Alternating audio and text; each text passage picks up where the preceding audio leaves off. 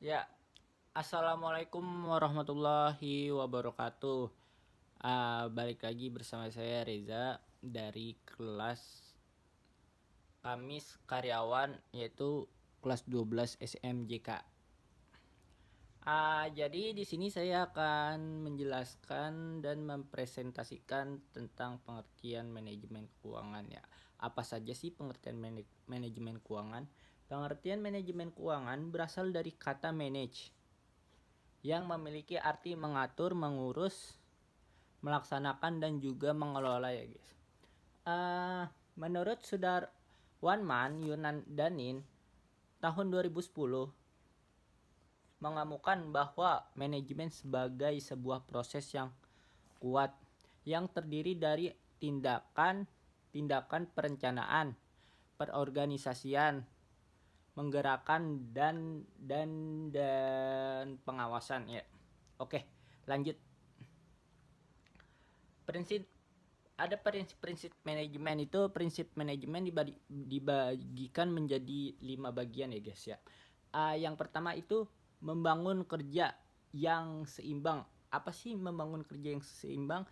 Itu di sebuah artikan bahwa sebuah tim tuh harus seimbang dalam melaksanakan tugas maupun baik tim dan juga individu.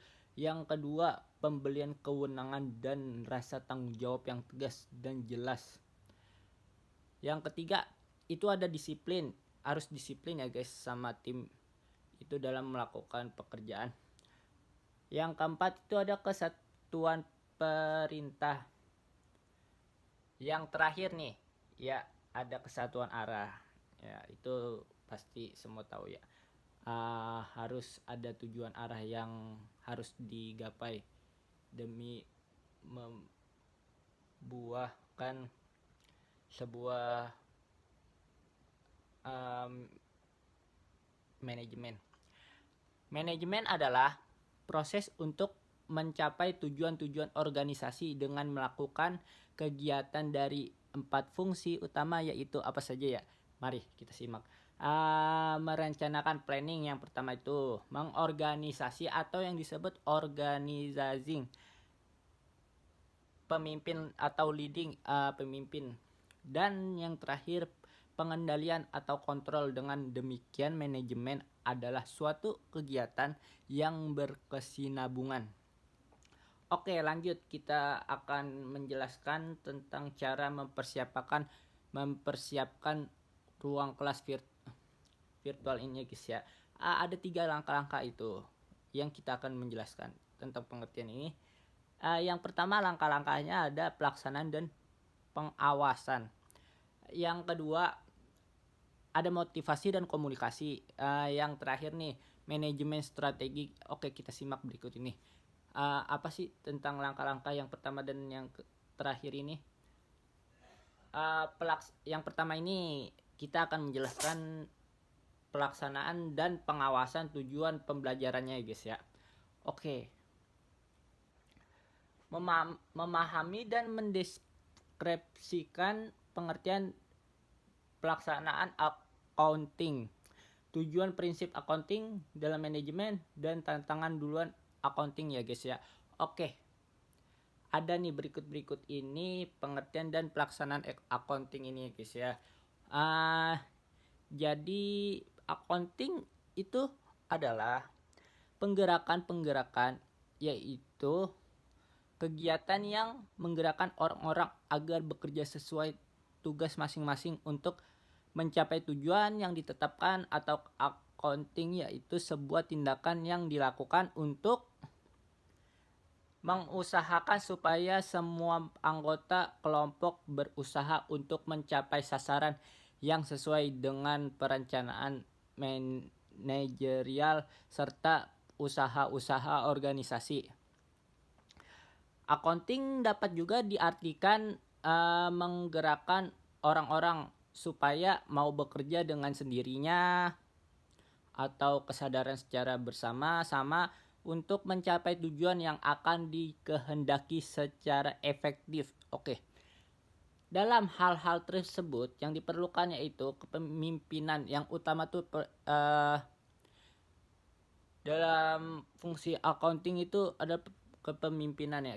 Oke, ini ada pembelajaran tentang tujuan accounting. Tujuan pelaksanaan accounting, adapun tujuan accountingnya itu menciptakan kerjasama yang lebih efisien, mengembangkan kemampuan dan keterampilan staf, menumbuhkan rasa memiliki dan menyukai pekerjaan, mengusahakan suasana lingkungan kerja yang dapat meningkatkan motivasi dan prestasi kerja staf, membuat organisasi berkembang lebih dinamis. Untuk mengetahui jalannya pekerjaan apakah lancar atau tidak itu ya. Untuk memperbaiki kesalahan-kesalahan yang dibuat oleh pegawai dan mengusahakan pencegahan agar tidak terulang kembali kesalahan yang sama atau timbulnya kesalahan-kesalahan yang baru. Ini ada prinsip-prinsip accounting dalam manajemen. Prinsip accounting itu memiliki 3 prinsip. Yang pertama, mengarah kepada tujuan. Yang kedua, prinsip keharmonisasi dan tujuan. Yang terakhir, terdapat prinsip kesatuan komando. Oke, ini lanjut kita akan membahas tentang motivasi dan komunikasi. Apa sih itu motivasi dan komunikasi? Motivasi dan komunikasi itu memahami dan menjelaskan pengertian motivasi. Tujuannya itu untuk pendekatan terhadap motivasi, teori-teori motivasi, tentang motivasi dan alat-alat motivasi ya itu. Jadi yang kedua itu tujuan dari motivasi itu untuk memahami definisi komunikasi biar lancar. Komunikasi dan hambatan terhadap komunikasi efektif. Oke, berikut ini. Pengertian dari motivasi. Menurut Luthan, tahun 1992, motivasi berasal dari kata Latin movere yang artinya merupakan suatu proses yang dimulai dengan adanya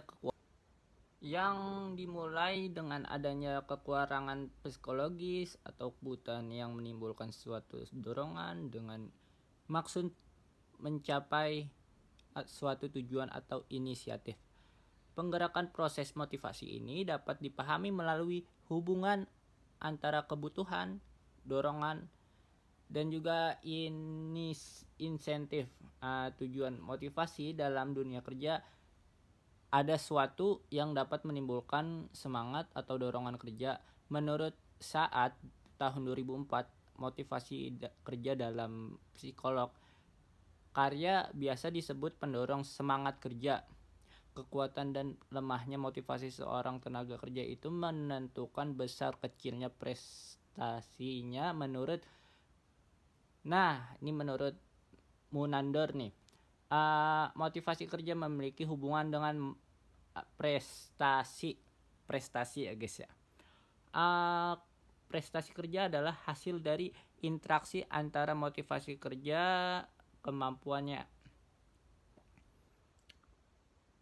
Berikut ini proses motivasi. Apa saja sih proses yang terjadinya motivasi menurut Zainun itu tahun 2007 adalah disebabkan adanya kebutuhan yang mendasar dan untuk memenuhi kebutuhan timbullah dorongan untuk berperilaku bila mana seseorang itu sedang mengalami motivasi atau sedang memperoleh dorongan, maka orang itu sedang mengalami hal yang tidak seimbang ya. Oke, ya seperti tidak seimbang itu sebuah itu ya guys ya. Puas dalam memenuhi kebutuhan, oleh sebab itu proses motivasi akan terus berlangsung selama manusia mempunyai kebutuhan yang harus dipenuhi padanya. Pada dasarnya, proses ini terjadi motivasi menunjukkan adanya dinamika yang terjadi di disebabkan adanya kebutuhan yang mendasar dan untuk memenuhi terjadinya dorongan untuk perilaku tersebut. Oke.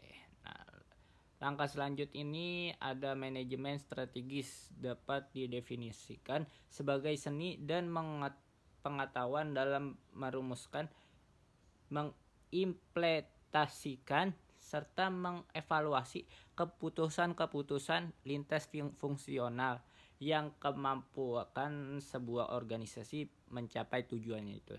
Menurut David, manajemen strategis itu guys ya. Oke, ini ada pengertian terakhir nih guys. Menurut Eime, Hein, dan Sebastian tahun 2010, manajemen strategi adalah kesatuan proses manajemen pada suatu organisasi yang berulang-ulang dalam menciptakan nilai serta kemampuan untuk menghantar dan memperluas distribusinya kepada pemukau kepentingan atau pihak lain. Oke, itu ada 5 yang kita harus ketahui ini ya guys ya. Dalam manajemen strategis itu terdapat mengembangkan visi dan misi untuk tujuannya suatu manajemen strategis, dan yang kedua itu ada menetapkan tujuan dan sasaran. Apa sih tujuan itu? Setiap dalam fungsi manajemen itu pasti memiliki tujuan itu ya, yaitu ada planning, kontrol, dan juga